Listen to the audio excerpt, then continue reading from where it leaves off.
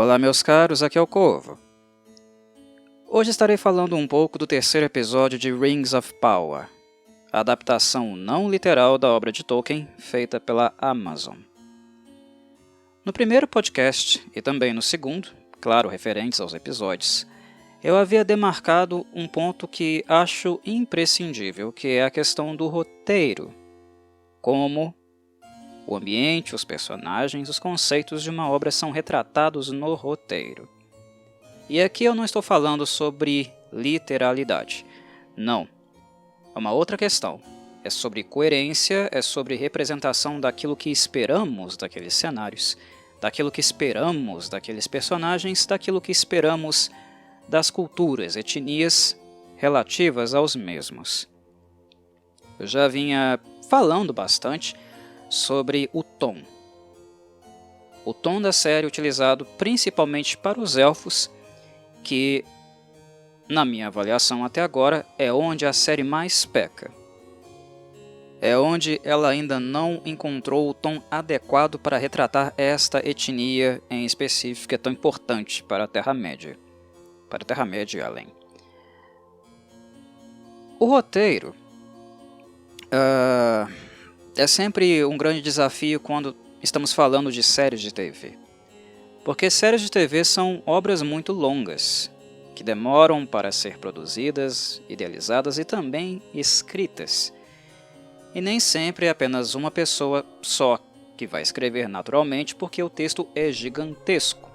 Quando nós pensamos em 8 episódios de, em média, 1 hora da série de TV, estamos falando de 8 horas de cenas, de texto, ou quando não tem falas, de descrição de cenário, como um cenário deve parecer, o que tem ali, o que ocorre na cena mesmo que ninguém esteja falando alguma coisa.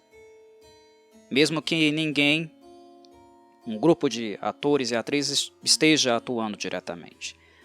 Tudo isso se insere no roteiro, tudo isso está presente em um roteiro. Então o roteiro é sempre uma parte muito importante para dar não apenas coerência para uma obra, mas também fluência.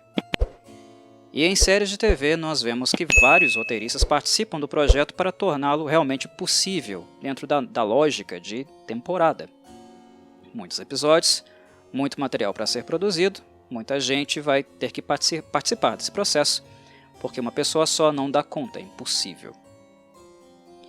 Em uma série tão audaciosa como essa, que lida diretamente com uma obra que é riquíssima, principalmente do ponto de vista descritivo, como falei lá no primeiro podcast, Tolkien é um descritor. Ele descreve absolutamente tudo o que nós vemos e também aquilo que nós não estamos vendo, para que assim nós olhemos para aqueles detalhes. Os roteiristas da série não estão no mesmo nível do Tolkien. E nem estarão. Nenhum que trabalha neste momento ou possivelmente que trabalhará no futuro, que ainda não nos foi apresentado. Porque isso é impossível. Não é a exigência que, de fato, eu, como telespectador, faço a eles. Mas acertar o tom é algo necessário. Porque senão a obra acaba sendo muito banalizada em pontos onde ela não deve ser. E um ponto justamente que ela não deve ser banalizada é na forma como cada etnia, cada povo da Terra-média encara o mundo. A sua visão de mundo que se insere nesse cenário de contatos e conflitos constantes entre as raças que, de certa forma, estabelecem uma relação de diplomacia, têm bons contatos, embora carreguem também ressentimentos, alguns assuntos mal resolvidos, como nós vemos aqui nesse episódio, quando nós chegamos a Númenor, que é o reino insular que estará sendo apresentado aqui. Há conflitos, há contatos difíceis, assuntos mal resolvidos, mas também quando etnias rivais, no sentido bélico, também entram em contato. São muitas visões de mundo distintas, e eu creio que a obra do Tolkien esclarece muito essas distinções. inclusive nas próprias diferenças que nós encontramos em apenas uma etnia. É o que falava antes dos elfos, falava sobre os hobbits, as diferenças entre eles, questões que eu abordei lá no primeiro podcast, eu não preciso retornar aqui. Isso tem que estar muito claro para todos os envolvidos. Não é sensato, não é assertivo, correto, que apenas um roteirista esteja preocupado com o tom de um personagem ou etnia em específico. Eu não gostei muito do roteiro do primeiro episódio. Eu apreciei o esforço da Jennifer Hudson, que para mim, assistindo os 3 primeiros episódios, ela continua sendo a melhor escritora roteirista da série, porque ela acertou no tom dos anões, e isso ajudou um pouco através do personagem Elrond. Momentaneamente, foi apenas em um momento isolado, a melhorar um pouquinho o texto, a representação de um elfo em contexto social, em contato com outras raças. Mas a peteca ela volta a cair aqui, no terceiro episódio, no texto de Jason Carroll e Justin Topol. Dos 3 roteiros iniciais da série, dos 3 primeiros episódios, eu achei esse aqui o roteiro mais fraco. E talvez isso seja também em virtude do fato do episódio representar as etnias que ou são muito comuns, muito próximas de nós, no caso os humanos, ou então aquela onde a série está tendo muita dificuldade para encontrar o tom certo. Porque a personagem que nos guia por esse trajeto, por essa jornada, é uma personagem atípica do ser elfo, do que se espera de um elfo comum, embora ela continue sendo elfa. Estar marcada, estar envenenada pela vingança, o sentimento, desejo de vingança, o ódio pelo Sauron. E também muito influenciada pelo luto, pela ferida que ainda não se fechou, da perda de pessoas queridas a ela, não faz com que a Galadriel deixe de ser elfa. E como elfa, ela tem que ter algum nível de temperança, para não ser estúpida. Elfos são passionais? São. Elfos chegam em extremos? Chegam. Mas, como tudo relacionado aos elfos, demora mais. Nesse sentido, eu também posso usar um contra-argumento. Ora bolas, Galadriel aqui é uma jovem Galadriel, não é a Senhora da Floresta, portadora do Nenya, mas ela é jovem para os padrões élficos, no entanto velha para a cronologia do mundo. Ela está aqui há muito tempo. Eu posso também adotar esse argumento, adotar essa postura. Sim, ela é. Mas, mesmo assim, eu creio que a personagem, até então, ela está saindo muito do tom, do ponto, em virtude do grau da passionalidade dela. Para um elfo agir assim, de maneira tão descabida, de maneira tão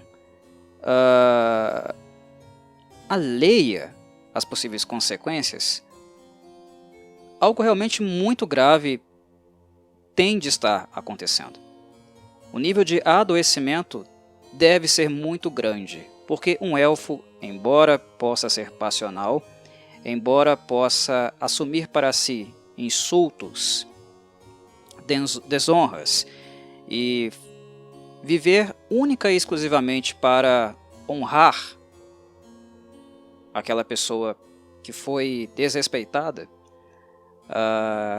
que foi de alguma forma aviltada, injustiçada.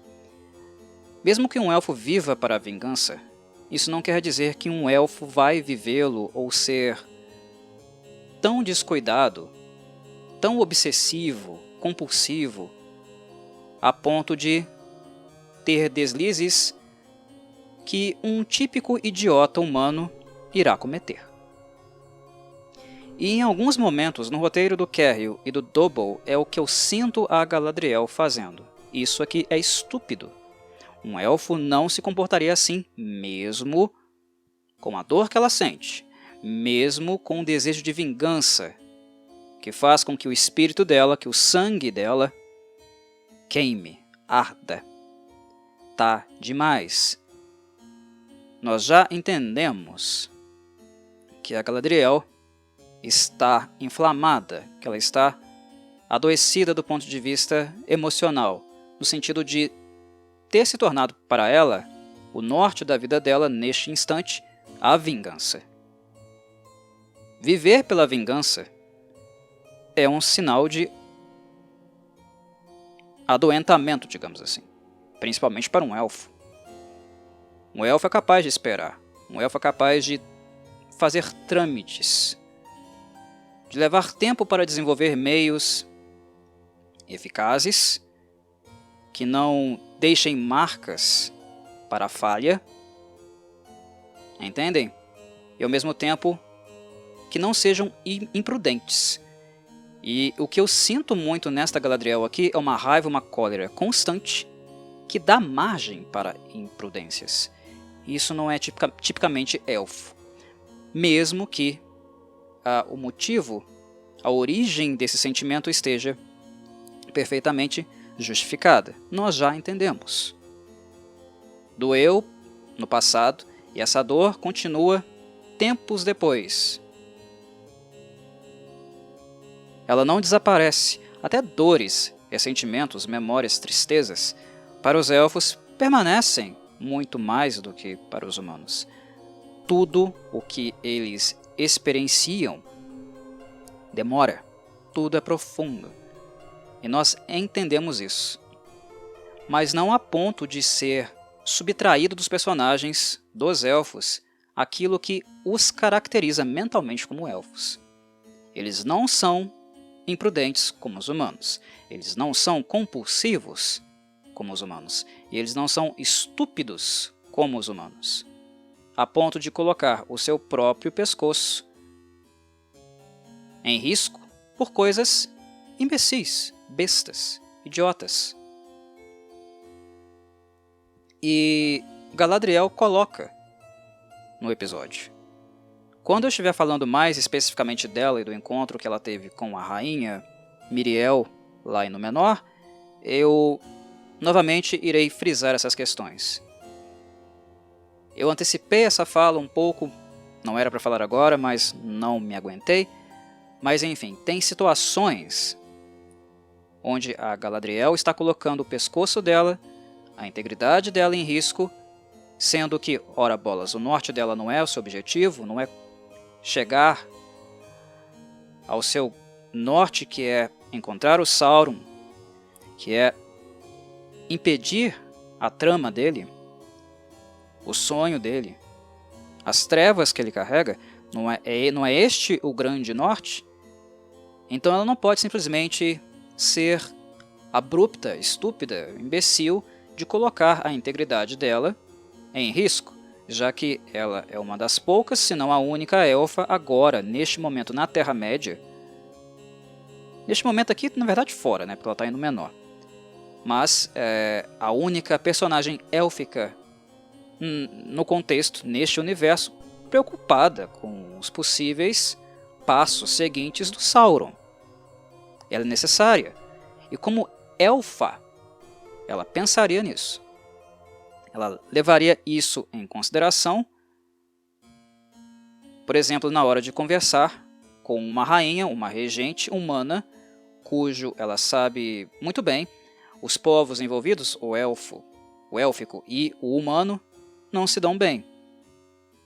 Guardam mágoas, guardam ressentimento. Os Númenóreanos não são bem-vindos em terras élficas. Há rancor e vice-versa. A palavra de um alto elfo na corte de Númenor tem peso.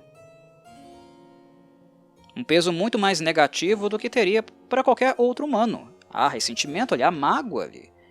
E é algo que nós percebemos. Ela está na corte de Armenelos.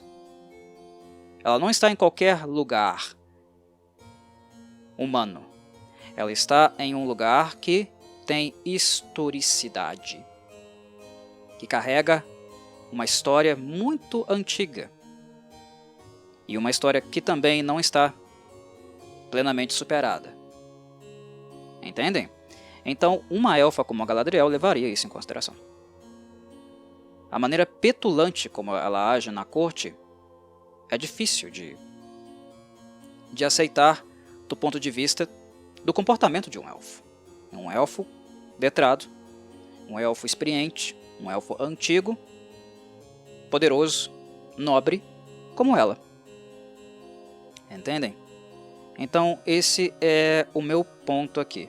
Mas antes de falar um pouco sobre Númenor e tudo que o episódio nos apresenta lá, além da Galadriel, eu quero voltar um pouquinho no início. Eu quero voltar um pouco na parte inicial, onde nos é mostrado o cativeiro de Arondir. Ele foi capturado no final do segundo episódio pelos orcs, e aqui nós vemos um pouquinho o que de fato está acontecendo, qual é o plano de fato dos orcs que estão na região, nas terras do sul, nas terras humanas. Na verdade, o que nos faz descobrir o que eles planejam e qual a direção adotada, na verdade, é a junção daquilo que vemos no campo de escravos que os orcs têm feito, e a informação que a Galadriel descobre em Númenor, depois de um contato com um possível parceiro. Mas falarei disso depois. Vamos ficar aqui, a princípio, no Arondir e no campo de escravos. O campo de escravos dos orcs, que está sendo concentrado nas regiões do sul, não é um mero campo de escravos humano. O que nós descobrimos com o texto do Carroll e do Dobell é que os elfos também estão sendo feitos de escravos. E isso também me deixou com uma pulga atrás da orelha. Isso também me fez levantar a sobrancelha. Por quê? Meus caros, quando nós estamos escrevendo alguma coisa, nós temos que adotar uma postura do tipo, quando se trata, é claro, de raças específicas, culturas específicas, de nos colocar no lugar daqueles sujeitos. No caso aqui, dos orcs. Nós devemos pensar, os orcs fariam realmente escravos elfos nas Terras do Sul? Ali, naquele lugar, naquele contexto, naquele ambiente, os orcs fariam escravos elfos? Nós temos que dar sempre um passo atrás, tentar enxergar a questão com o olhar da criatura. Nós estamos falando de uma terra que não foi povoada pelos elfos, ela foi patrulhada. É diferente. Estamos falando de uma terra que é repleta de humanos, que a etnia, a raça mais constante, mais frequente, mais encontrada ali, são de humanos. E nós estamos falando de elfos na região, mas que patrulham a região. Eles não povoaram a região, eles patrulhavam a região.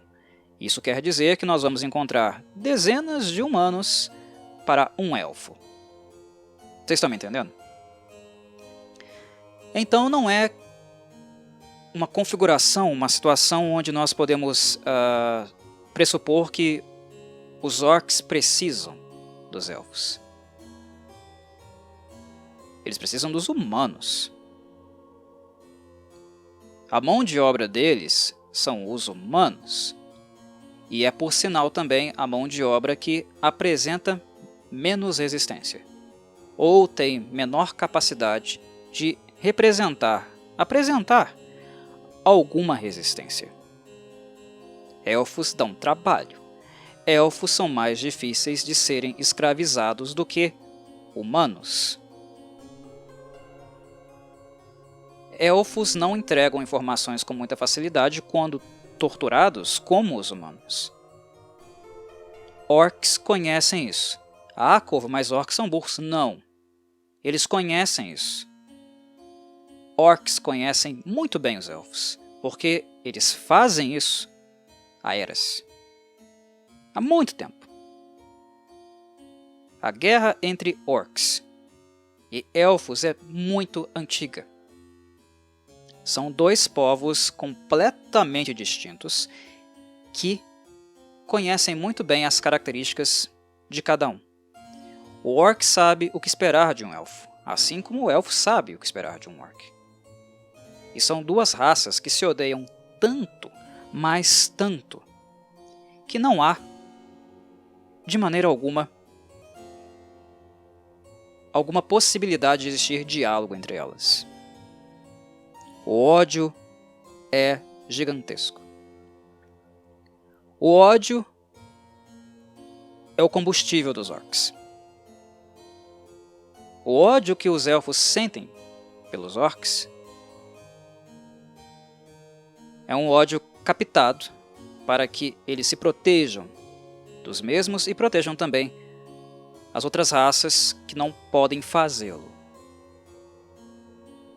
É algo mais equilibrado. Não é só para destruir os orcs. É um ódio que é utilizado também para impedir que eles destruam os outros. Mas é ódio. O que as duas raças sentem é ódio. Os orcs só destroem. Os elfos protegem, zelam, cuidam e destroem aqueles que são, por natureza, os destruidores. Mas é ódio. O combustível é ódio. Não dá para conviver.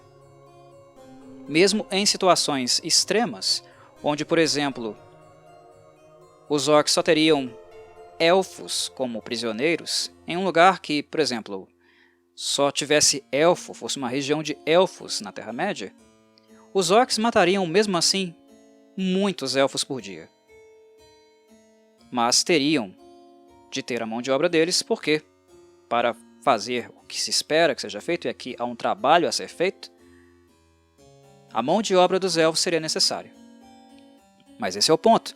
É o que eu estou chamando a atenção. O lugar, o contexto, o local, a demanda. A mão de obra ali é humana. Os elfos é um ali e um acolá. A mentalidade dos orcs faria com que esses elfos fossem torturados e mortos. Eles não precisam da força física, mão de obra dos elfos. É uma região de humanos. Não há diálogo. Em outras palavras, o que eu estou dizendo é que o Carriel e o Double deveriam ter sido mais orcs no momento que estavam escrevendo esse roteiro. Pensar como orc. Os elfos não são necessários, nós temos humanos sobrando para poder construir, para poder fazer a passagem subterrânea que eles estão fazendo para chegar, em tese, em todos os vilarejos da região e tomá-los. Para dar vazão, seguir adiante o plano do Sauron que a Galadriel descobriu em Númenor, que é tomar o reino, as Terras do Sul, para ali começar as fundações do seu próprio reino, que, como sabemos muito bem, Mordor. É Mordor. É a gênese, o princípio, o plano daquilo que seria, num futuro, um dia, que nós vimos lá na Terceira Era, Mordor. A mão de obra humana. Orc odeia demais os elfos. É apenas quando muito bem coordenados, quando muito bem orientados por um grande líder, que a gente ainda não viu nesse episódio, apenas foi um relance no final, o suficiente para não me deixar passível a falar alguma coisa dele, não tem nada. Então, vou esperar, vou aguardar o quarto episódio. Mas enfim, é só quando muito bem coordenados, quando muito bem dirigidos por um grande líder que não inspira apenas força, mas também horror, medo, que os orcs iriam tolerar elfos em uma situação como essa. Mas mesmo assim eu acho muito difícil. Porque não tem elfo ali direito. E os poucos elfos que existem ali não são nem bem recebidos pelos humanos. Reforço, é uma ocupação élfica o que aconteceu nas Terras do Sul? Não. É uma patrulha. A mão de obra ali é humana. Então foi um ponto que eu achei fraco do ponto de vista conceitual da parte do Cary e do Double. Arondir, prisioneiro com outros elfos, os orcs teriam dizimado eles ali no ato. No ato. Não faz muito sentido, entendeu? Eu achei muito estranho mesmo, porque a situação não aponta para isso, o contexto não aponta para isso. Quando a situação é desfavorável para aquela configuração que nós queremos naquele ambiente, o que vai ser a primazia sempre vai ser o aspecto histórico, emocional e comportamental da raça que a gente está falando. Os orcs teriam matado eles. A lógica, a coerência apontaria para isso. Achei o texto fraco. E é por isso, por exemplos como esse aqui do Cary e do Double, que eu achei esse aqui o texto mais problemático, porque quando nós temos a Jennifer Hudson, lá no segundo episódio, apresentando muito bem os anões e dando pequenos vislumbres, né, momentos esporádicos de boa representação élfica também, neste episódio nós não encontramos quase nada de aprimoramento na questão élfica, e quando os orcs começam a ser apresentados também do ponto de vista comportamental, tá? Eu acho que teve deslizes, ok? Mas continuemos a nossa fala.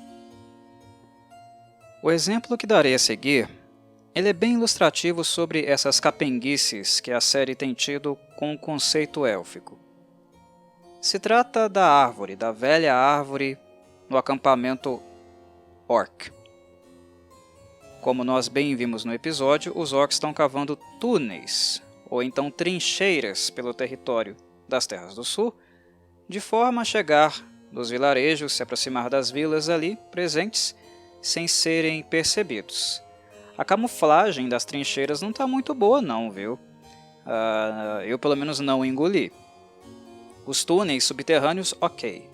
É uma estratégia óbvia, uma estratégia típica de orc, e que de fato é bastante camuflada. Mas as trincheiras, as clareiras da superfície, eu fiquei coçando a cabeça. Como assim, né? Abrir uma trincheira e ir em direção às vilas sem que ninguém perceba? Os humanos não são tão atentos quanto os elfos, mas eles também não são retardados. E os elfos patrulheiros da região teriam percebido aquilo ali à distância.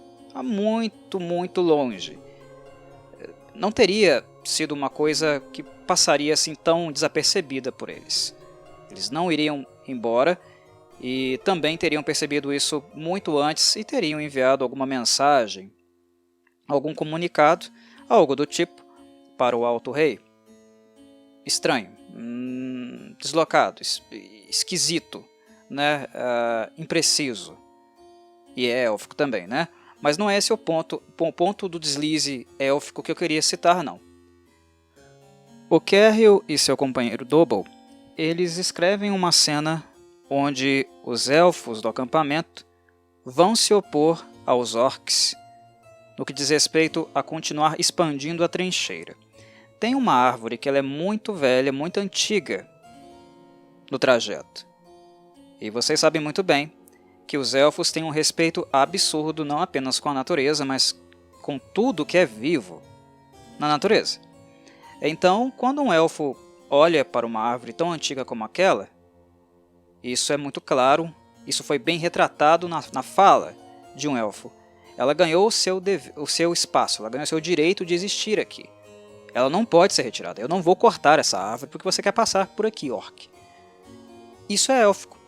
Esse é um ponto no texto onde o Cary e o Double acertam. Entendem?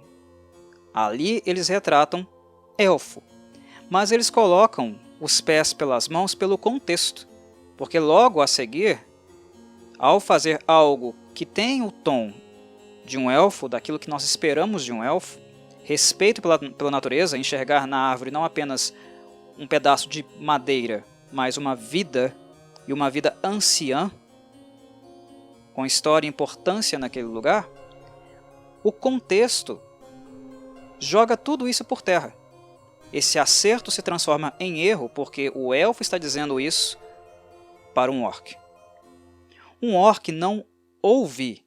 Um orc não enxerga assim, e nem o elfo mais estúpido da raça vai acreditar por um segundo que um orc está interessado ou que ele vai aprender apenas dizendo essas palavras. Um elfo sabe que não é capaz de comover um orc, que um orc não vai se sensibilizar.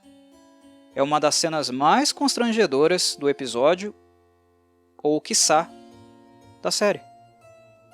E quem diz isso é um elfo experiente. Quem tenta dialogar e colocar razão, tato, empatia em um orc, fazer com que ele sinta que a árvore é um ser vivo que não pode ser derrubado, é um elfo experiente. Percebem o que eu tenho falado, insistido em termos de capenguices com os elfos?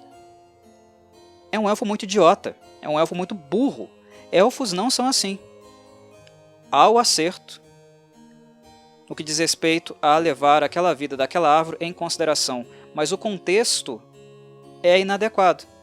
Se um elfo tivesse dito isso para um humano num vilarejo, ok, perfeito. Seria a situação perfeita para um hobbit. Mas para um orc, num acampamento de escravos, não, eu não vou derrubar a árvore porque ela é velha, ela é antiga, ela conquistou o seu espaço, o seu direito de estar aqui, de viver nesse espaço. Isso é idiota. E elfos, meus caros, eles têm bom senso, eles não são idiotas, eles não são burros. Primeiro, orcs não são seres com os quais podemos dialogar. Eles sabem disso. E segundo, elfos não dialogam com orcs. No fim do episódio, nós temos a única resposta possível para se ter com orcs. A única resposta que eles conhecem e que eles escutam. Pancada, porrada. Ou você tira o orc do seu caminho, ou ele massacra você. Não tem discussão. Ele não escuta. Um orc não escuta. No final do episódio, os elfos passam a responder com resistência por meio da única resposta que é possível, o único diálogo, entre aspas, não é diálogo, é ação. Ação direta. Mas é a única possível a se ter com um orc. E eu já coloquei a ênfase de que entre elfos e orcs isso é ainda mais forte, isso é muito mais pesado. É um ódio de milênios. Então aquela cena para convencer o orc a circundar a árvore é uma coisa muito estúpida, algo tão estúpido que nenhuma criança elfa cometeria ou teria tal ingenuidade de tentar argumentar com um orc em prol da vida de uma árvore. Não porque o elfo esteja errado. O orc ele não entende isso, ele é incapaz de entender isso. Ele não liga. O orc, se bobear, ele não liga nem para a própria vida. Vai ligar para a vida de uma árvore. Onde que os roteiristas, o Kerry e o Double, estão com a cabeça? Isso é algo básico. E é algo básico não apenas para quem lê os livros de Tolkien. Não é uma ideia assim, né? Um conceito, nossa, profundo, genial, difícil de compreender, obscuro, complexo, né? Não! Você não precisa ter lido os livros. Basta assistir um dos filmes, do Peter Jackson, por exemplo. Tá claro! Não dá pra filmar uma cena como essa e colocar numa série renomada, cara, de tanto investimento como essa. É constrangedor. Aqui eu não tenho como defender, entendeu? Não dá, é burrice demais. Uma falta mínima de bom senso. Entenderam? Não dá. E para fechar, no que diz respeito ao acampamento orc, nós temos no final ali, né, uma tentativa de resistência que, em virtude dos números Estava clara também, né, que não daria muito certo. Eu não achei também muito inteligente elfos fazerem aquele tipo de resistência. Eu achei certo responder daquele modo, com a resistência, mas não com aqueles meios. É necessário pensar um pouquinho melhor, né? Elaborar um plano mais refinado do que simplesmente partir para cima dos orcs. Até porque orcs cometem muitos erros. Eles são muito rudimentares, muito pouco versados em quase tudo. É tudo para os cocos mesmo. É tudo muito rústico na cultura, no dia a dia de um orc. Então eles deixam brechas. Elfos são observadores, eles escutam bem, eles enxergam bem, eles têm uma experiência de vida absurda.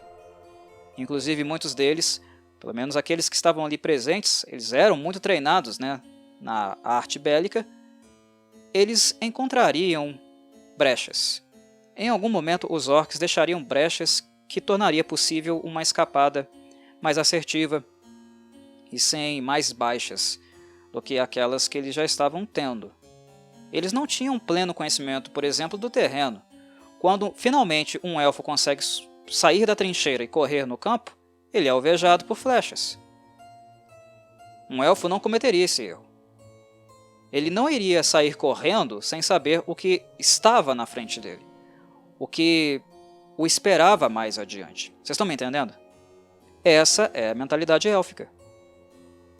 Ajo quando tenho plena noção, quando tenho plena condição de antecipar o que vai aparecer adiante. Qual é o meu real risco aqui? O que de fato me ameaça? Não são apenas os orcs que estão me chicoteando aquilo que eu devo prestar atenção, aquilo que eu devo me preocupar. Tem mais coisa aqui. Tem mais coisa que pode me matar aqui. Mais do que fome, mais do que sede, mais do que castigo físico. Um elfo estuda o seu inimigo, mesmo em situações dramáticas como esta aqui. Então é de uma ingenuidade, é de uma estupidez que nós não podemos aceitar em elfos. Em humanos sim, em elfos não. Elfos não agem dessa maneira. Esses elfos jovens, em plena saúde física que vocês estão vendo, não são seres com 30 anos de idade. Não. São todos seres vivos muito experientes, dotados de faculdades mentais muito altas, com muita experiência, não apenas do ponto de vista acadêmico e teórico, mas também no sentido prático, especialmente elfos militares, que é o que nós temos aqui. A resistência é a atitude élfica, mas é uma resistência estratégica, é uma resistência estudada, é uma resistência inteligente. Mas o que o episódio estava reservando para o fim, o que ele de fato queria mostrar, era a criaturazinha que aparece ali, né? Que os orcs liberam quando as coisas começam a ficar feias para o lado deles. Porque belicamente, em termos de artes bélicas, os elfos são muito mais refinados, mesmo em menor número. Então eles liberam lá a coisinha que a Amazon queria, o Warg. Foi a primeira vez que um Warg apareceu aqui, em Rings of Power. CGI tá legal? Não, não tá legal não. O dinheiro em si é bem investido em algumas coisas, mas quando a CGI precisa entrar em cena, em alguns momentos ela não está assim tão suntuosa como aquilo que é feito praticamente, organicamente. A maquiagem protética usada nos orcs tá legal, tá bonito.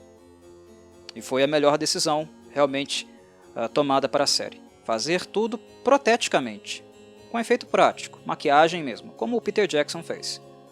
Dá para fazer melhor que o Peter Jackson. Mais dinheiro para fazer. Inclusive, foi investido mais. Dá para fazer.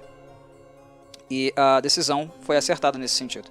Os orcs estão legais, visualmente falando. Mas quando a CGI é inserida, não tá legal. Não é que o Warg não seja Warg. O conceito foi aplicado. A CGI não é fluida, a CGI não é bonita. A CGI não está aos pés daquilo que nós acompanhamos visualmente com os efeitos práticos naquele ambiente ali, no acampamento de escravos. Não está. Mas o Warg é interessante em que sentido? A CGI em si, em termos técnicos, é ruim. Mas o comportamental do Warg, o que ele faz com os elfos ali, aí sim. Aí ficou interessante. Uma coisa que eu não gostava muito nos filmes, continuo não gostando muito nos filmes do Peter Jackson, eu gosto muito dos Wargs. Só que eu achei que o Jackson nos filmes dele, ele deu uma relativizada no poder real de destruição de um Warg. Vocês estão me entendendo? É uma montaria muito bestial, montaria que é utilizada pelos orcs, né? Muito bestial, mas também muito sagaz, com um real poder destrutivo, entendeu? O que o Warg faz com os elfos ali no acampamento é o que de fato eu espero que um Warg vai fazer com qualquer pessoa que estivesse movendo. Qualquer ser vivo que estivesse movendo, ele tem a intenção de atacar. Ele dizima os elfos. Até ele ser abatido, ele acaba com os elfos. Ele dá um trabalho absurdo. Não é fácil tombar vários e vários Wargs assim, como, sei lá, se você estivesse coçando o nariz. Que é algo que o Legolas, né, que é um personagem também muito, muito overpowered, não apenas do Jackson, né, dos filmes do Jackson, mas também da obra, acaba fazendo. Os personagens principais da trilogia do Anel, eles são muito roubados em termos de poder, né, de capacidade, daquilo que eles realmente conseguem realizar. Eles são personagens épicos. Mas um Warg é muito trabalhoso. Para todo aquele que não é um herói, né, já eternizado, de incríveis habilidades, aquele guerreiro que está entre os melhores, né, que a Terra-média tem a oferecer, que é o caso dos companheiros da Sociedade do Anel, um Warg seria sempre um adversário a se temer. E é isso que eu vejo aqui no acampamento, e isso eu gosto. Um Warg chegando, atacando um elfo e arrancando a metade do corpo dele, estraçalhando ele, é isso. O Warg tem que colocar medo. O Warg é isso. É essa besta. É aquele bichão lá que o Orc, no caso o Orc agora, né? Vai tentar domar, vai tentar tirar lá do cativeiro. Ele acaba perdendo uma mão, um braço por causa disso. É adestrado. Mas a sede de sangue, a bestialidade da criatura é algo sempre presente. E a força física dela é muito maior do que o próprio corpo aparenta que ela possua, né? É sempre superior. Então, em termos comportamentais, eu achei o Warg muito bem representado. Ali eu gostei. Mas a CGI, não me convenceu não. Mas voltemos a Númenor. Temos algumas pendências ainda a tratar, a comentar no que diz respeito a traços sociais, o que aconteceu de fato no contato de Galadriel com as pessoas mais importantes presentes, pelo menos aqui neste episódio, que são residentes, trabalham, vivem na ilha em questão. Mas eu chamo a atenção, a princípio, para a simbologia, já que, como é típico do modus operandi da série, o que ela sempre tem feito, quando é introduzido um novo espaço, um novo contexto, uma nova cidade, algo que nós não vimos anteriormente, há sempre uma ênfase fotográfica na arquitetura, na maquete, o que é que eles tenham construído, seja por via física ou por computação gráfica, fotograficamente uma representação muito forte é feita nesse espaço. Não nos é falado sobre aquela árvore branca presente, né, lá na corte de Armenelos, mas aquela árvore lá é muito importante. Se é a corte de Armenelos, naturalmente nós estamos falando da Ninloth. A série não a menciona, não menciona o seu nome, mas devido ao contexto, devido a este recorte aqui ter como objetivo retratar uma ilha de governo humano, que foi uma ilha herdada, um presente dado pelos elfos, uma história que, digamos, a rainha de Númenor questionou. Ela disse ser do seu direito quando Galadriel expôs esse fato a ela. Foi um presente mesmo, tá? A leitura humana sobre a questão é a leitura humana. Nós derramamos nosso sangue, então isso aqui nos pertence. Mas foi um trabalho, né, uma empreitada. A Guerra da Ira foi uma empreitada conjunta lá na Primeira Era. Enfim, a Galadriel tem um ponto. E o ressentimento, como eu falei, existe. E ele é inquestionável, tá? Mas enfim. O símbolo que ficou marcado mesmo na literatura, o símbolo que representa essa união, essa amizade, é a árvore de Ninloth. Ela foi um presente dos Eldar. E como ali é a corte de Armenelos, isso me leva a crer que aquela árvore branca que a gente vê na tomada aérea, na representação fotográfica que a série faz, possivelmente seja a árvore de Ninloth. Não parece com ela, tá? Pelo menos não em representações gráficas, desenhos que nós encontramos na literatura. Não parece com ela. Mas isso me leva a pensar que seja ela. Ora, é a árvore importante da corte de Armenelos, lá em Númenor, é a árvore de Ninloth. Não gostei da representação. Ela nos faz pensar, por exemplo, na árvore ainda florescente que nós encontramos, por exemplo, em Minas Tirith, lá em Gondor, lá na Terceira Era, claro, né? Que não tem nada a ver com essa árvore aqui. Na verdade, as outras árvores brancas dos reinos humanos são heranças dessa primeira árvore aqui, né, de Ninloth. Quando ela vem a ser derrubada pelo Sauron, e aí já contando um pouco da história, antecipando um pouco talvez o que a série vai representar daqui a bastante tempo, o Isildur, ele rouba, né, uma das sementes. Ele planta, cuida de um broto, e esse broto depois ele leva para a Terra-média, né? Ele leva a princípio para Minas Ithil, que lá na Terceira Era também vai ser tomada pelo Sauron e transformada, né? Muda seu nome para Minas Morgul, que vocês viram bastante, inclusive no cinema, sendo retratada pelo Peter Jackson. Mas a árvore principal, a original, a grande árvore branca que deu início a uma linhagem de outras árvores brancas é a Ninloth, e ela é um símbolo que representa essa amizade do povo elfo com o povo humano, e principalmente na parceria que eles tiveram contra o Morgoth, lá na Primeira Era. Amizade que aqui já é completamente inexistente. E eu penso que as duas personagens centrais, as mais interessantes do ponto de vista do poder, né, as duas personagens que estão muito acima na hierarquia, que no caso é a Galadriel, que é uma nobre elfa, e a rainha regente Miriel, que é quem manda em Númenor atualmente, quem dita as regras ali, ambas deixam isso muito claro. Inclusive, a marca do ressentimento é muito maior na Galadriel do que na própria Miriel, embora ela seja gelada, pragmática, objetiva e mantenha também constantemente a etiqueta. Ela é agressiva, mas agressiva com classe. Ela é fria, digamos assim.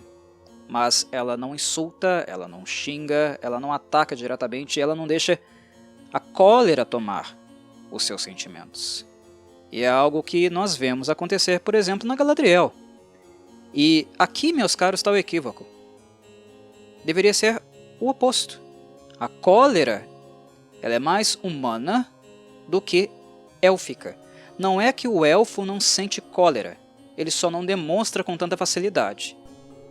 Até para que o seu rival, aquela pessoa que ele está antagonizando, não use essa cólera, esse sentimento contra ele também. Elfo é diferente, e parece que os roteiristas ainda não entenderam isso. A Galadriel, desde o momento que ela pisou no barco, ela está tretando com as pessoas. O tempo inteiro, ela está irritadiça o tempo inteiro. Isso não é élfico, ela tem que se controlar. Ela poderia ter sido jogada do barco.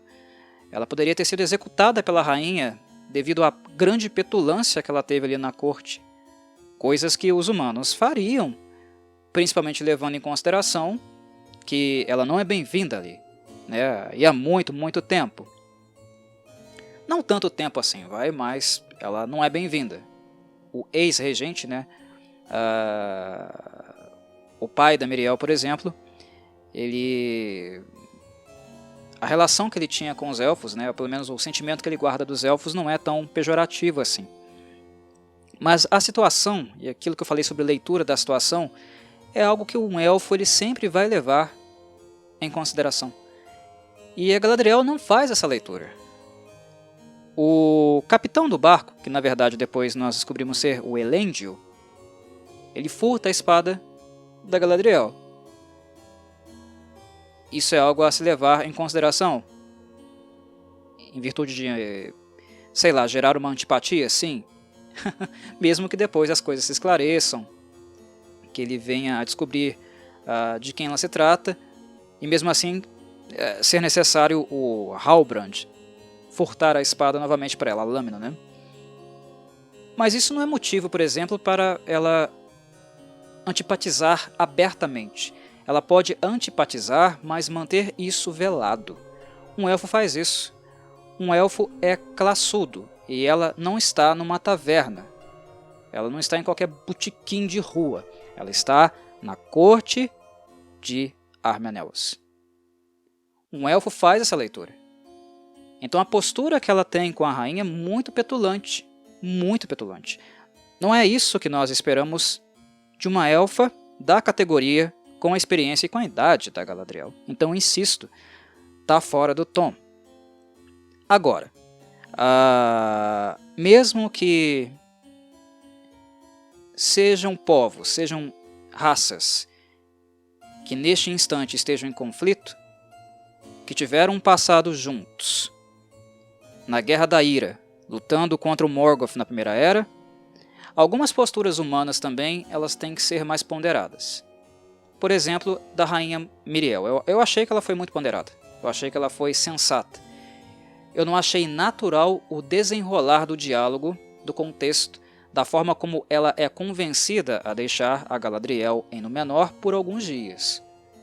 Porque, ok, rainha Míriel falando com uma elfa de alto escalão, Galadriel, o flagelo dos orcs. Aí tem diplomacia. Aí tem concessões. Aí tem aquela atitude de segurar um pouco o orgulho, a vaidade e tomar a decisão correta. Ponderar. A Míriel faz isso. Só que quem faz com que a Míriel seja mais tolerante e flexível com aquela criança birrenta, desafiadora, explosiva o tempo inteiro, que é a Galadriel? Tá vendo o ridículo? Um elfo não é assim. Mesmo que ele ele tenha esse sentimento, ele não é assim, ele não se expressa assim. Ele sabe onde ele está. Ele mantém interno e age com diplomacia. Age com etiqueta. Um elfo não se rebaixa a esse ponto. Um elfo alfineta com as palavras, mas nunca com a violência verbal, carnal, com as explosões, como a Galadriel tem feito. Ela está muito, muito irritadiça. Basta, chega. Alguém tem que chamar a atenção dos roteiristas, embora seja tarde demais, está escrito, está feito. Mas essa é uma correção muito necessária para a segunda temporada. Elfos não são passionais assim. Eles têm paixão, mas a maneira de expressão deles é diferente. Ok? Mas enfim, quem convence a Míriel não jogar essa elfa petulante no calabouço é o Halbrand. E isso também é estranho, porque mais tarde no episódio a Galadriel descobre em virtude do contato que ela teve com o Elendil e acesso a antigos documentos, né, herança élfica deixada em Númenor, ela descobre que o Halbrand estava escondendo o jogo, que aquele símbolo que ela viu, aquele colar que ela viu, ela achou que era importante, achou que tinha visto em algum lugar e o seu sentimento estava correto. O Halbrand é descendente de uma linhagem nobre dos humanos. Era quem supostamente poderia ali nas Terras do Sul fazer uso da sua linhagem para se declarar rei do pedaço. Monarca mesmo. Mais tarde ela descobre isso. E nós podemos suspeitar, claro, né, que o Halbrand não é qualquer pessoa devido à maneira articulada que ele tem, a facilidade como ele demonstra conversar ali com as pessoas da corte, né? Ele não é um qualquer, ele não é um bebum também de esquina, um sujeito que não tem noções de comportamento. Inclusive ele é até meio escamoso, né? Vocês percebem no episódio como as palavras, o modo como ele brinca com as situações, a leitura que ele faz de ambiente, inclusive, é melhor que da Galadriel. É um absurdo isso, mas é o que acontece. Ele se adapta às situações. Então nós vemos que ele é um sujeito com algum nível de educação. Ele recebeu educação. E a Galadriel descobre mais tarde que aquele símbolo que ele carrega é símbolo de nobreza. No caso de realeza, né? Já que a linhagem dele é real, seria de realeza. E ele é quem faz o papel de amenizar a situação que a Galadriel, do jeito que ela estava conduzindo a conversa, com os ataques, iria acabar muito mal. Mas daí tem um problema também. Tá certo a Míriel escutar a Galadriel, porque ela sim está exercendo diplomacia. Ela não gosta de elfos, ela tem problemas com elfos, há o ressentimento claro, mas estamos ali em uma situação de nobre com nobre, burguês com burguês, entendeu? Tem política aqui envolvida. Elfos e os humanos de Númenor não têm contato há muito tempo, mas é bom que permaneça dessa forma, certo? É o que supostamente se deseja. Então, sair atacando ou tendo ações tempestuosas assim de cara não é algo desejável. E a Míriel entende isso. A rainha humana entende isso. Mas ela tem essa temperança, esse comportamento equilibrado, embora frio. Não é caloroso, receptivo, é frio, com a elfa, porque a elfa é importante. O Halbrand, ela não sabia quem ele era. Ele não. Então, como assim os roteiristas, em questão de segundos, ou poucos minutos, nem me lembro mais, eles escrevem que o Halbrand intercede e consegue dissuadir a rainha a não tomar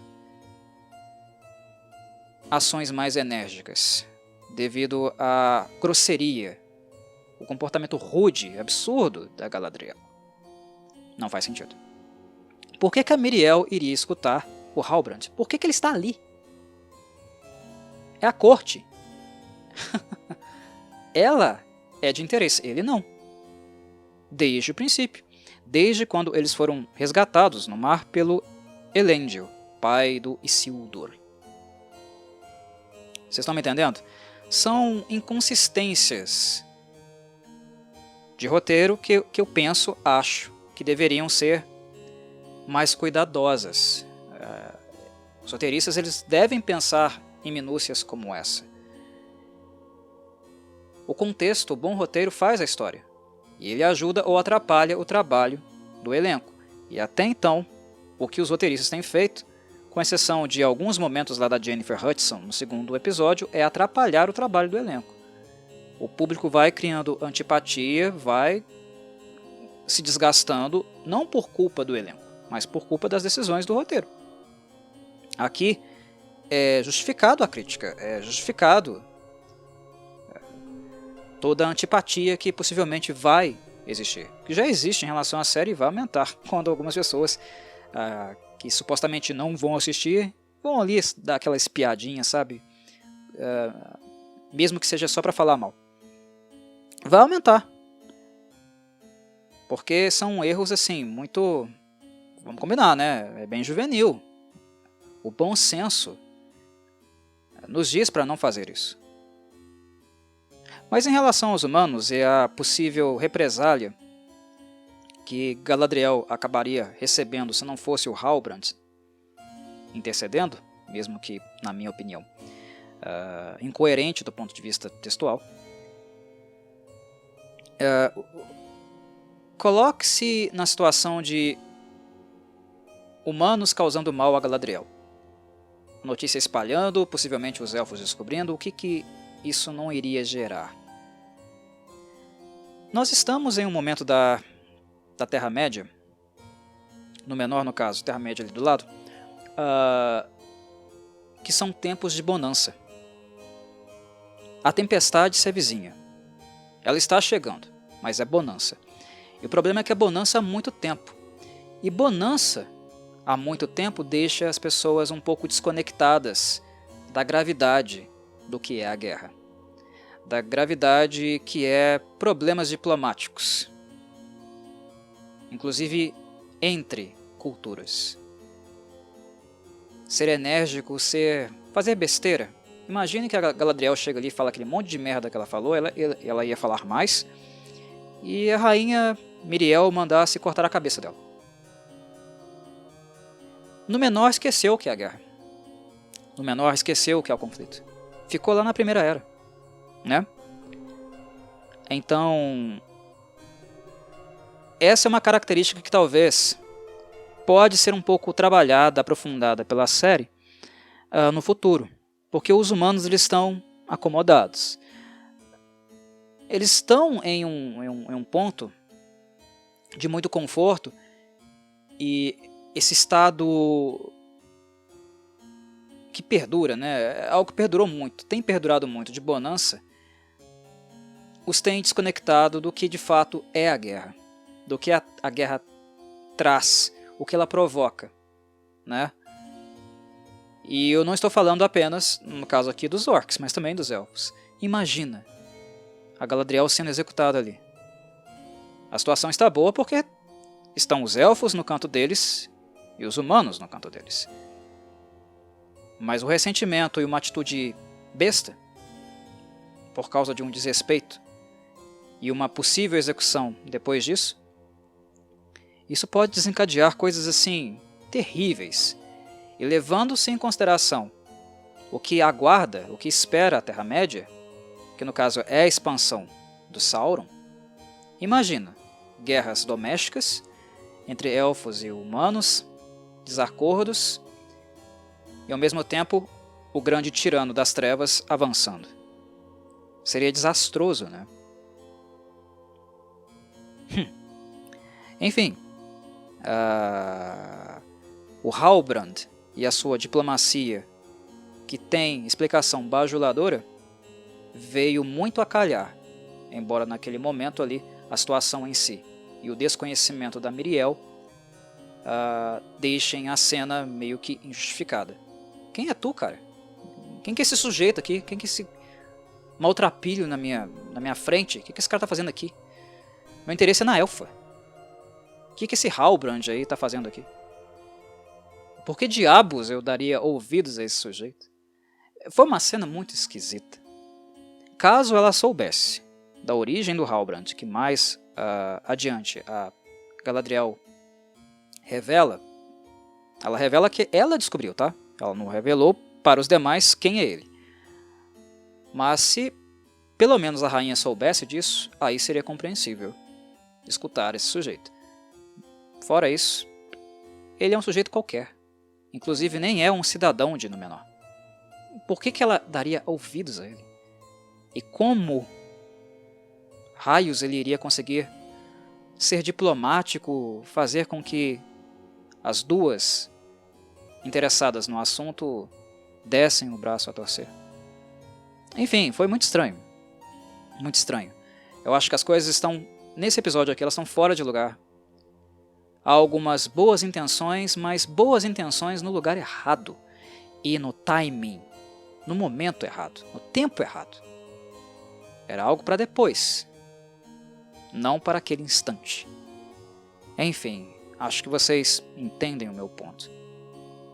Da mesma forma como aconteceu lá no acampamento de escravos dos orcs, há momentos onde elfo é elfo, mas a situação acaba por jogar terra em toda a construção feita, né?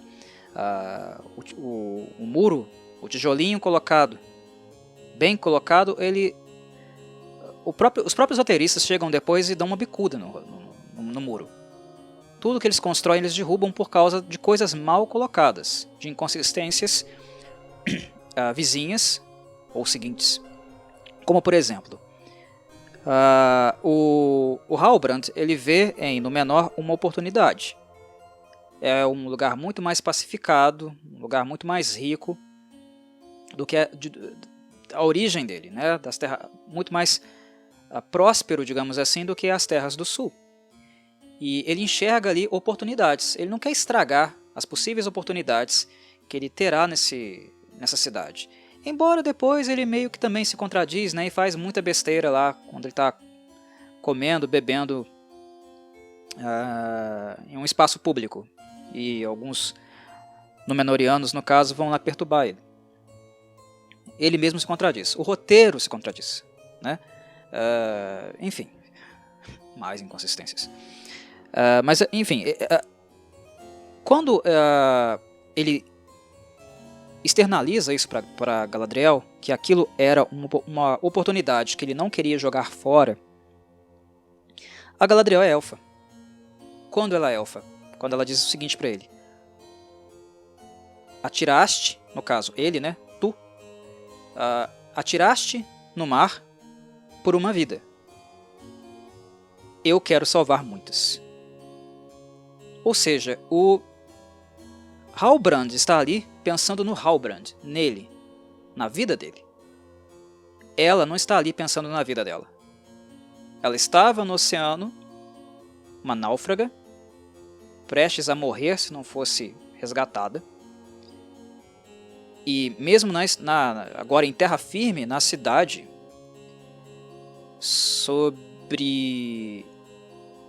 sob uma falsa sensação de segurança, ela ainda continua pensando em vidas e não na vida dela.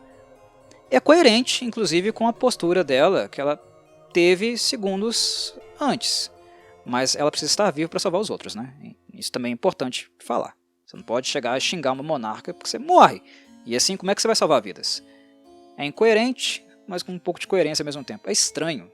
O roteiro não se decide. Aqui ela é elfa, mas a postura anterior não é. E é aí que a incoerência, né, a contradição aparece. Atiraste, Halbrand, no mar, tu. Você se tirou no mar, por uma vida. Salvar a vida dele. Eu quero salvar muitas. Mas a postura anterior, essa aqui é élfica. A postura anterior não foi. Então são contradições. Os roteiristas eles inserem elfo, conceito élfico na questão, postura élfica, comportamento élfico, mas pouco depois ou um pouco antes eles se contradizem. Então cria eu não diria uma indeterminação. Na verdade, tem se criado uma determinação de que os elfos eles serão sempre contraditórios. Eles ainda não estão bem lapidados, eles ainda não estão bem estruturados. Diferente, por exemplo, dos anões, que apareceram um pouco, mas suficiente. Entenderam? Os hobbits também, eu acho que os Harfoots estão bem. São os Harfoots, não são os hobbits do condado. As pessoas precisam prestar atenção nisso, eles são diferentes. Mas, naquilo que é próprio dos Harfoots, eles estão ok. Os elfos continuam muito, muito problemáticos. É como se os roteiristas estivessem a todo momento batendo cabeça. Vocês sentem isso? Vocês percebem isso? É o que eu pelo menos sinto com muita frequência. Enfim. Eu creio que não há muito o que dizer mais sobre o Halbrand, porque o que diz respeito a ele eu acho que eu já disse nesse episódio, né, pelo menos, aquilo que é mais interessante a ele. Tem um aspecto relativo a ele, naquilo que a série se propõe a fazer dele, que eu acho que vale algumas palavras ainda, porque a história dele, desse personagem, que é um personagem da série, não é do Tolkien.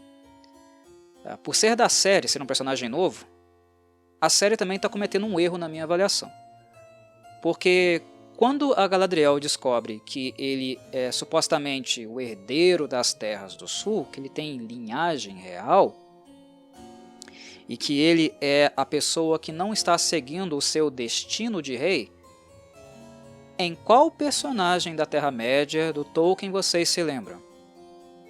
Sim, Aragorn. Sério. A Amazon cria um personagem novo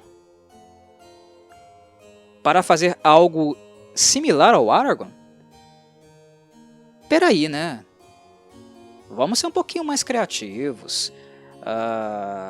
Vamos ser um pouquinho mais autorais.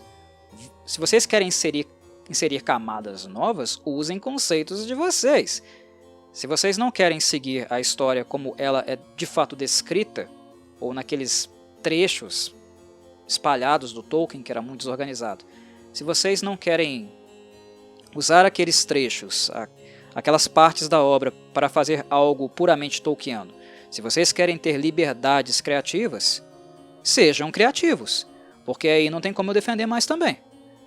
Se um roteirista se dá liberdades criativas para criar coisas novas dentro do cenário do Tolkien, e quando ele cria um personagem, ele faz com um background ou uma direção que aparentemente será muito semelhante de um personagem do Tolkien, aí não tem como eu defender mais. É o Aragorn. Não que o Halbrand a história dele vai ser igual à do Aragorn, até porque nós sabemos que o Sauron vence. E, infelizmente, a maior parte das pessoas conheceu o Senhor dos Anéis pela Terceira Era. Então nós sabemos que as Terras do Sul, que inclusive a Galadriel descobre com o Elendil, que aquele símbolo era na verdade um mapa, uma representação de um mapa de uma região da Terra-média, correspondente às Terras do Sul, que no futuro serão Mordor. Já que nós sabemos que a Terra em si é Mordor, nós sabemos que o Sauron vence. Mas fazer um percurso, ou dar uma história muito similar de um descendente, uma pessoa que tem direito ao trono, assumir para si o papel do seu destino, do seu dever, blá blá blá blá blá. Nossa, pelo amor de Deus. Isso não é criatividade. Isso é um pretexto para criar algo novo, mas que de fato não é autoral no sentido mais puro da palavra, no tom mais rigoroso que nós poderíamos adotar. Para com isso. Eu disse que era ridículo suspeitar que o Halbrand seria o Sauron, como algumas pessoas deram a entender depois de assistir o segundo episódio.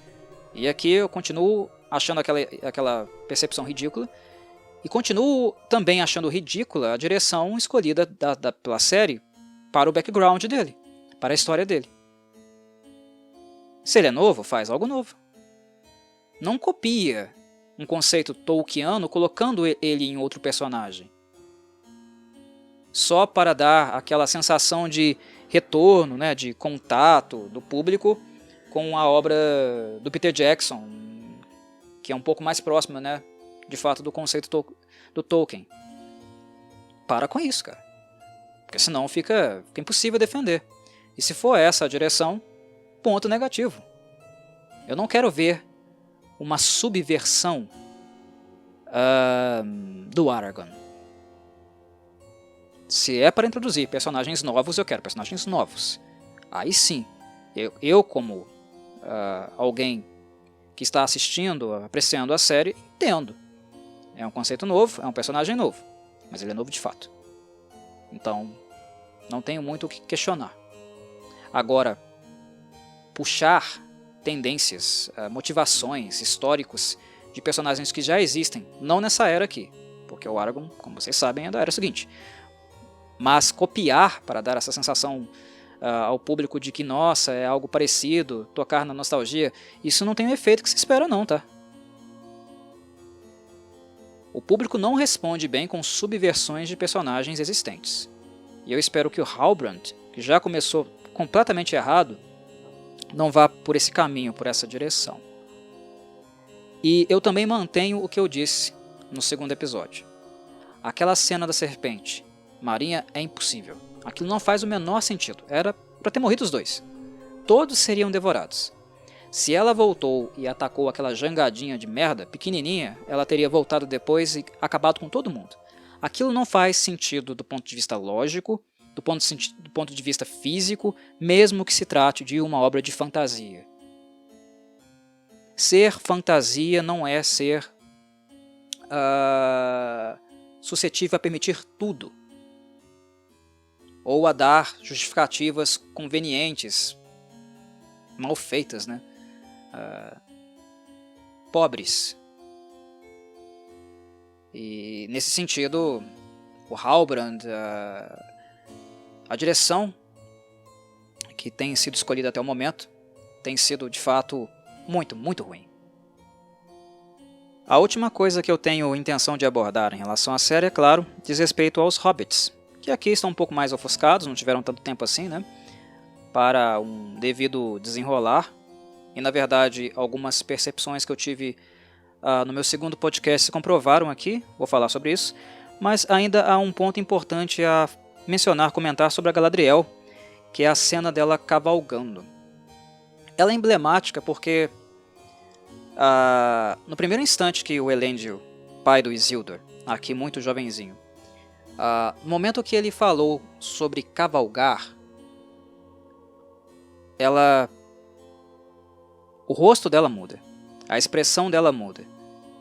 É como se aquela pessoa rancorosa, né, truculenta, estressada o tempo inteiro, o rosto dela muda da água para o vinho.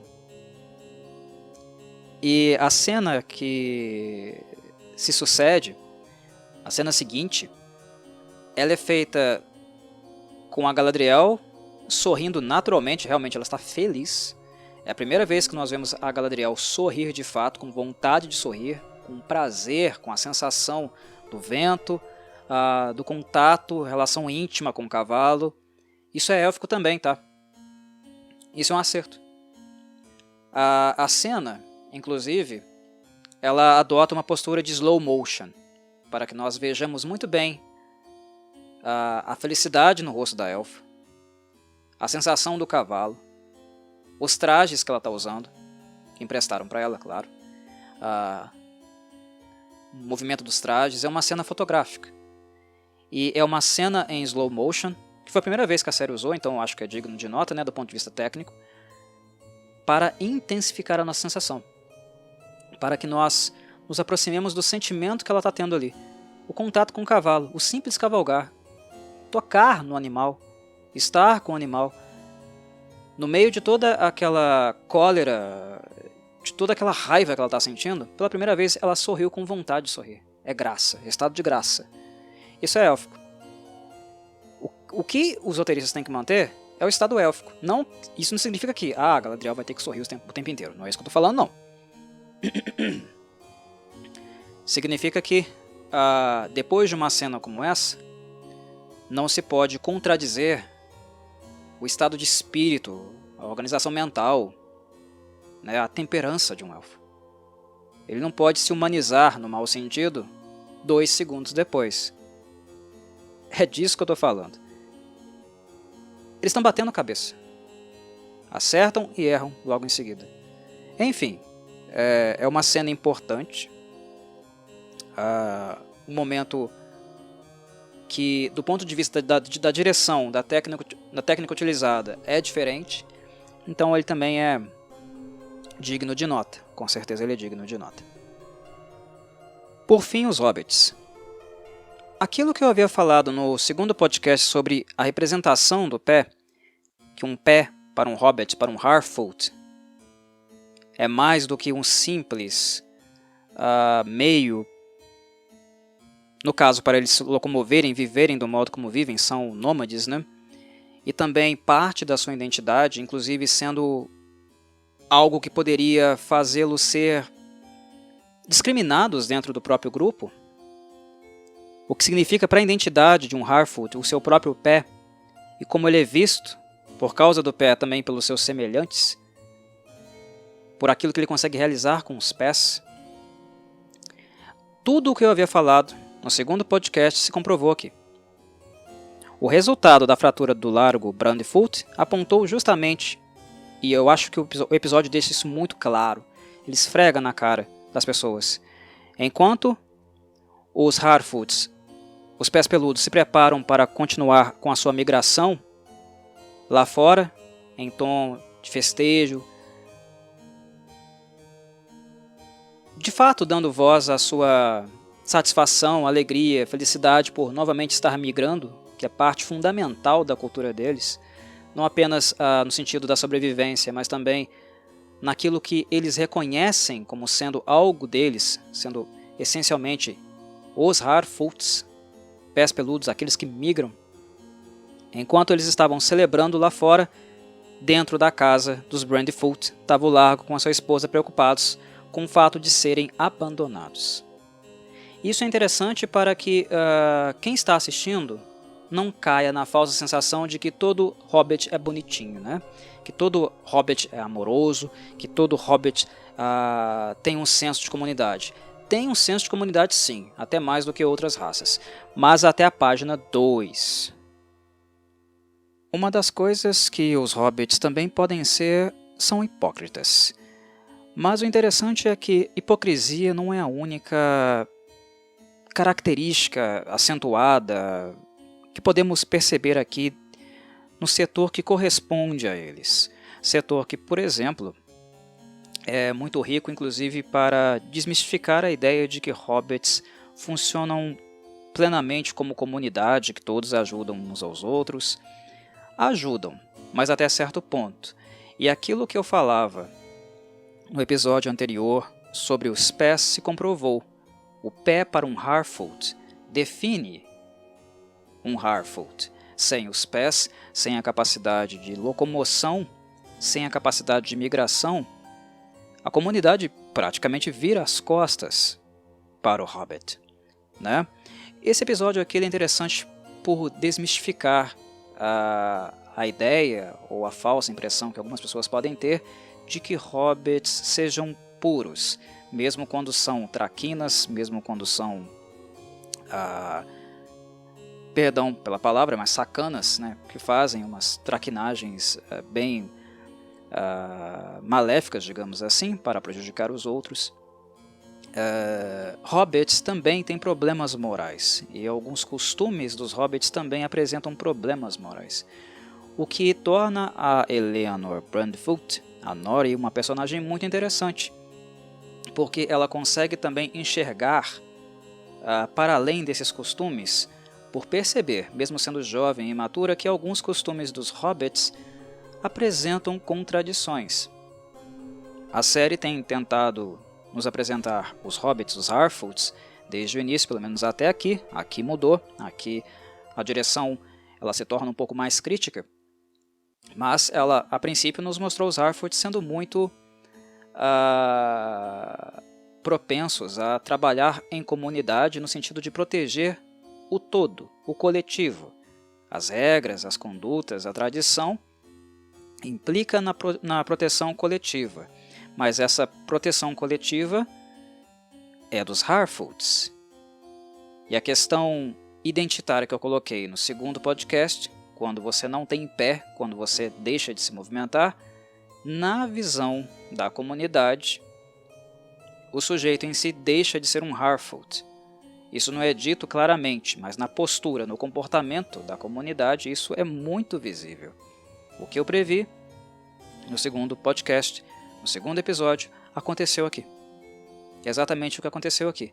E o que nós notamos, além da hipocrisia, desse falso senso coletivo que só funciona para Harfoot, né? E o Harfoot que não pode usar os pés não é mais Harfoot, ele é tratado, ele é retirado do seu lugar de pertença, no seu lugar de comunidade. É o que de fato nós vemos acontecer aqui com o Largo.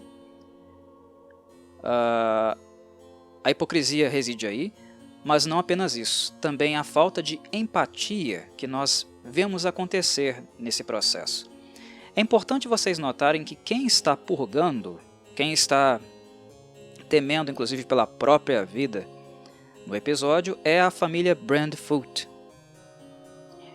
Enquanto o Largo sofre dentro de casa, com a esposa, com a filha, e a única pessoa que liga de fato para eles é a Pop, que é uma órfã, e eu vou falar dela daqui a pouquinho, os demais, toda a comunidade continua a vida como se nada tivesse acontecido. Há uma fatalidade, ele perdeu o pé, não perdeu o pé, né? Não decepou, mas quebrou, está inútil, não pode migrar mais. E eles migram com muita frequência, mas quebrou o pé, não é mais Harfoot, vai ficar para trás, não vai nos seguir. Lembram quando eu falei que o Largo é um sujeito honesto, é um hobbit muito trabalhador, que ele está o tempo inteiro trabalhando, pensando no bem coletivo? Ele dedicou a vida dele inteira para manter todo mundo ali seguro. Ele ajudou, ele colaborou diretamente, mas na primeira oportunidade que ele precisou, que a família dele precisou, todos viraram as costas. E a falta de empatia reside naquele festival em aparência bonito, né, onde todos estão com fantasias, fazendo celebrações, realmente gozando do prazer cultural da migração lá fora.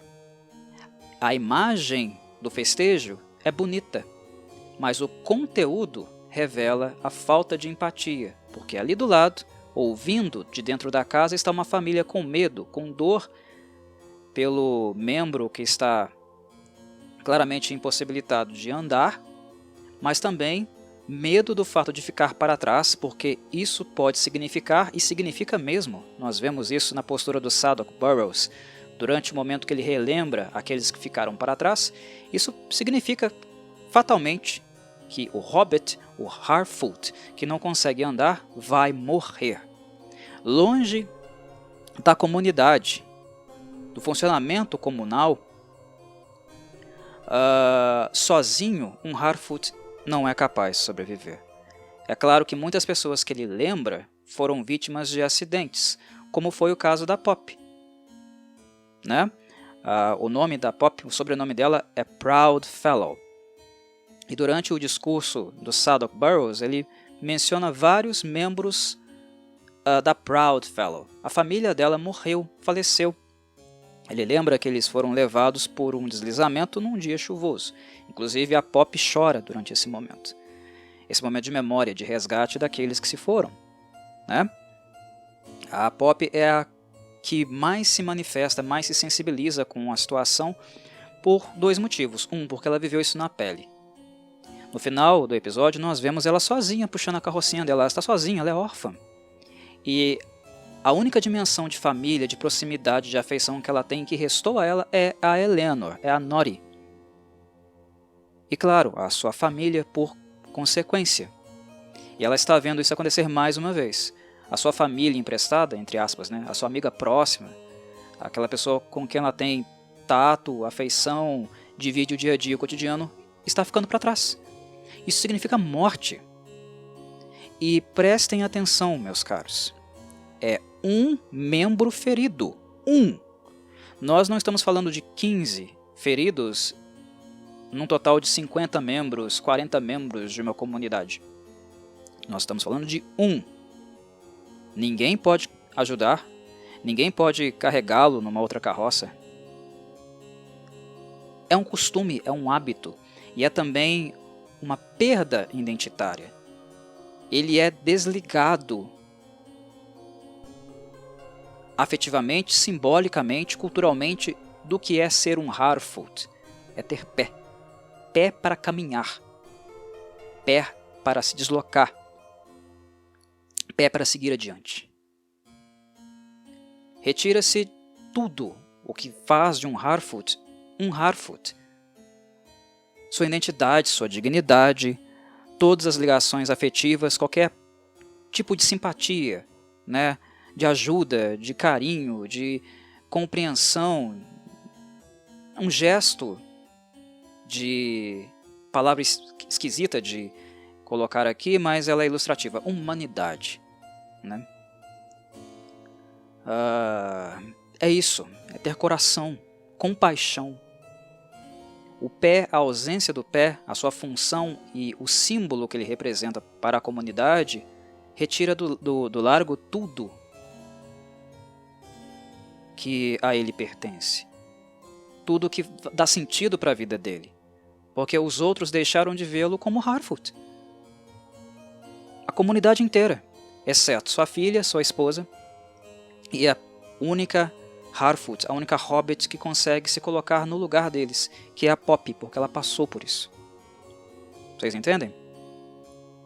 É uma parte muito sensível do episódio, uma parte muito emotiva, muito crítica também, que ajuda também a desmistificar a ideia de todo Hobbit bonitinho, fofinho, roliço, de grande coração. Não é assim. Nem todos os Hobbits são os Hobbits da trilogia dos Anéis, né? De Sociedade, Duas Torres e Retorno do Rei. Nem todos são assim. Nem todos eram e nem todos são. É um outro lado muito mais fincado na tradição e que é algo tão colado na identidade do Harfoot que ele é incapaz de fazer um gesto simples. Caramba, ele é um só. Ele é um só. Ele não pesa muito, não. Vocês estão me entendendo? Há algumas famílias que são maiores do que outras. Os Brandyfoot têm 3 membros. Há famílias que possivelmente têm mais. Eles não podem dividir o trabalho. Eles não são uma comunidade, eles não são um coletivo. Ou apenas, né, um agrupamento. O segundo episódio me deu a sensação, inclusive eu falei sobre isso, sobre coletivo. Eles são um coletivo. Mas há posturas aqui que me leva a repensar a colocação, que parece mais de agrupamento. Onde está o aspecto afetivo aqui? Está na Poppy. Os demais não. Eles estão descolados dessa afeição, dessa simpatia, essa empatia pela dor do outro. E é isso que nos leva a enxergar, né, a vivenciar, a assistir aquela cena dolorosa, que é um festejo lindo, uma comemoração, que lá fora a capa, a aparência é de beleza, mas o interior, o conteúdo é podre. Enquanto na casa reside realmente o tesouro, que é nas ligações, na afeição, na ajuda, no carinho, no cuidado que os Brandyfoot têm entre si. A cena da casa é feia no externo, na aparência, porque é alguém com o pé roxo, quase preto, porque foi uma fratura muito grave. E a esposa do lado, né, temerosa de ter chegado ali o fim daquela família, porque se fica para trás, morre. Eles não têm condição de se sustentar sozinhos. Ainda mais com um membro que está sem o pé, não pode se locomover, vai caçar como? Como a esposa dele, a menina, né, a Nori, elas vão sobreviver sozinhas. Elas precisam dele. É um abandono, é um deixar para trás, que é o que exatamente eles fazem. Eles não impedem a família Brandyfoot de seguir adiante, mas colocam eles no fim, já contando que eles vão ficar para trás. É esse reconhecimento daqueles que eu acreditava fazer parte, aqueles que eu acreditava que me viam como um igual, me deixando para trás. Ao quebrar o meu pé, aquilo que é mais importante para a minha linhagem, para a minha etnia, eles desconsiderarem, me verem como alguém à parte, como fora do grau de pertença deles. Vocês conseguem sentir isso? A dor que é sentir isso?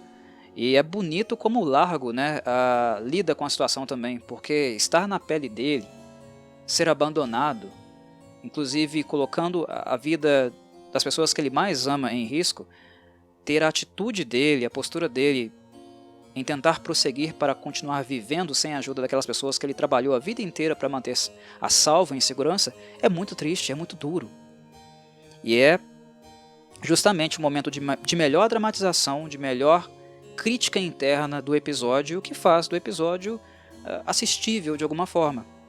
Se eu fosse recomendar o episódio 3, seria por causa disso aqui, desse recorte dos Halflings, dos Hobbits. É isso aqui que tem para assistir de bom nesse episódio, porque o resto, como eu já coloquei, muito fora do tom. Isso aqui é dramatização, isso aqui é uma boa ambientação, isso aqui é uma boa crítica, e é um momento de muita sensibilidade. Toca as pessoas. A gente se afeiçoa, se aproxima da realidade deles, porque são coisas duras, tristes, injustas, até mesmo irracionais, que nós acompanhamos durante a vida, e inclusive fomos vítimas também em algum momento. Do abandono, da separação, da retirada da pertença, do grupo de pertença, da traição. É uma falta de empatia que mexe, né? E durante o discurso do Sadok Burrows, quando ele diz que, né, o Sadok Burrows, no caso, é o líder da comunidade, pelo menos o guia, aquele que direciona a comunidade Harfoot de um ponto para outro, o que, né, para uma comunidade como essa é um lugar, né, de saber, de poder, né? Ele diz que um Harfoot que ficar para trás continuará conosco, em nossos corações e em nossas memórias. E aí ele começa a pronunciar, né, a dizer os nomes daqueles que ficaram para trás, inclusive os membros da família da Poppy, a órfã, que lá no fim do episódio está puxando a carrocinha dela sozinha, coitada. E ela chora. Mas no coração da Poppy está. Na memória da Poppy está. A gente vê que está nas lágrimas que ela derrama. Mas também não é só a família dela que está. Os Brandfoot ali, que podem ser os próximos a encontrar a morte devido ao abandono, eles também estão no coração da Poppy. Eles também estão nas memórias dela. E ela é diferente dos demais. Dos outros está mesmo. Quando eles dizem, nós esperamos por você, no caso aqueles que ficaram para trás, eles esperam mesmo? Não. São palavras vazias. Isso é protocolo. Isso é costume, é tradição. Não é sentido. Não está na alma, não está no espírito. Isso não faz parte do sentimento daqueles ali envolvidos. Eles estão apenas reproduzindo a roda, a engrenagem. E é justamente isso que faz da Eleanor Brandfoot muito interessante, porque ela enxerga essas contradições. Ela é muito sentimental. Ela é mais sentimental, inclusive, do que a Poppy. Ela é mais sentimental de todos ali envolvidos. E essa afeição, essa solidariedade, esse sentimento de que existe uma forma diferente de existir, de viver, de se relacionar com os outros, de sentir o mundo, é isso que faz ela tão fascinante. O Bilbo era alguém muito diferente dentro do condado. Ele tinha esse espírito aventureiro, ele era da pá virada, ele tinha um parafuso a menos, ele era um hobbit diferente. A Nori tem algo de Bilbo nela, a inspiração certamente é o Bilbo, mas aqui o trabalho está sendo feito de maneira muito diferente, por exemplo, do Halbrand, que parece uma fotocópia mal feita, uma subversão, com um background muito similar, né, verossimilhante ao Aragorn, né, do rei ou da realeza fora do caminho. A Eleanor tem algo de Bilbo, mas ela não é exatamente um Bilbo, porque ela é alguém que está dentro, sente o espaço e se diferencia dele. Ela não precisou sair da comunidade para ser diferente, para se transformar e voltar diferente. Ela já está diferente. O Bilbo tinha essa intenção, esse desejo de descobrir o mundo, mas ele era alguém com raízes. Ele custou deixar essas raízes e ter coragem para dar um passo para fora do condado. A Eleanor tem raízes também. Ela é uma Harfoot, mas ela é uma Harfoot com um senso crítico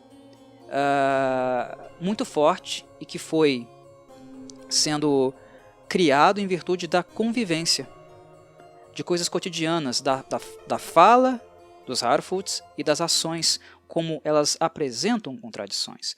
Há formas diferentes de existir, há formas diferentes de viver. Nem todo estranho é mal. Como eu posso dizer que o estranho, o diferente, é ruim se eu nem me dei a oportunidade de conhecê-lo? Tem riscos, tem perigos? Tem. Eu posso encontrar o mal, eu posso encontrar o meu fim, mas nem todo o estranho me fará mal. E a maior prova disso é o fim do episódio. Eles iam ficar para trás, é muito peso, elas não conseguiriam carregar tanto peso sozinhas. Elas iam ficar para trás. Mesmo a Poppy parando, é um gesto lindo, né? Ela deixa os outros prosseguirem para a carrocinha dela e para olhar como os Brandyfoot estão. É muito bonito. A Poppy é uma personagem que até então tem me surpreendido também. Eu gostei muito da Nori e gostei muito da Poppy também. E agora que eu conheço mais o histórico dela e vi ela sozinha com a sua carrocinha, agora eu gosto ainda mais. Enfim, a atitude da Nori em relação ao desconhecido, o estranho, o homem estrela cadente, a atitude dela com ele é o que vai salvar a vida da família dela agora. Ele é grande, ele é forte, ele vai puxar. O que salvou a vida da família dela e da família dela foi o quê? Essa abertura. Essa crítica interna, foi uma crítica interna em relação aos próprios meios de existir e coexistir dos Harfoots, e ao mesmo tempo a possibilidade de conhecer, ser simpática, afetiva com um estranho. Isso vai salvar a vida da família Brandfoot, e não aquelas pessoas que supostamente cuidaram, protegeram a família durante toda a vida, até que um pé fosse perdido. Porque quando se perde um pé, você não é mais nada, você é um lixo. Você pode ser descartado, você pode ficar para trás, para depois lá na frente, no próximo vilarejo, no assentamento, digamos assim, não é vilarejo, é assentamento, eles param em um lugar propício. Eles abrirem lá, né, o pergaminho, o tomo e começar a ler. Largo Brandyfoot, Eleanor Brandyfoot. Palavras vazias. É protocolo, é costume, não se sente, não tem sentimento, foi mecanizado. O que salva a vida, o que realmente salva a vida, são atitudes como a da Eleanor. Salvou a vida, possivelmente salvou a vida, iremos descobrir se era necessário no futuro, mas salvou a vida lá do estranho, do homem estrela cadente, Starfall Man. E agora está salvando a vida não apenas dela, mas do Largo, da mãe, da Poppy. E possivelmente pode salvar outras vidas no futuro. Então, é um ponto chave desse episódio, é o melhor momento do episódio, e o único momento de fato que eu posso redimir parcialmente, né, o trabalho que fizeram aqui os roteiristas Jason Carroll e Justin Dupple. A redenção deles. Hobbits eu tô gostando, anões, um pouquinho que apareceu eu gostei, mas humanos, as figuras mais centrais, é necessário lapidação, e principalmente os elfos, que aí a série realmente está batendo muito cabeça. Até então tem sido muito problemático, e aqui no terceiro episódio foi o momento mais problemático de todos. Vamos ver no futuro como as coisas serão. E vamos ver se vai ter dobradinha aí de algum roteirista, né? A Jennifer Hudson não foi perfeita no segundo episódio, mas ela fez falta aqui. Como fez? Vamos ver se ela aparece mais uma vez aí, escrevendo mais um roteiro de algum episódio. Mas é isso, meus caros, é tudo que eu tinha para dizer. Forte abraço e saudações, Corvides.